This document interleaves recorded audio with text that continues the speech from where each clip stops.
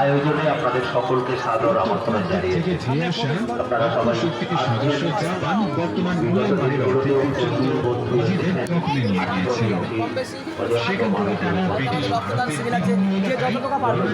যতটুকু পারবেন একটু সাহায্য করে যাবেন। রক্তদান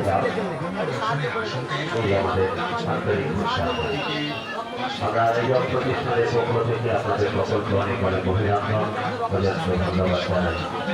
এভাবে আপনারা পাশে থাকলে আগামী বছরগুলোতেও আশা করি এই ধরনের জেলার উৎসব উপস্থাপিত হবে।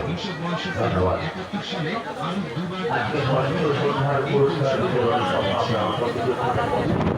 পাকিস্তানের মধ্যে যুদ্ধ চলছিল, তাই পাকিস্তানি বিমান বাহিনীর সম্ভাব্য হামলা এড়াতে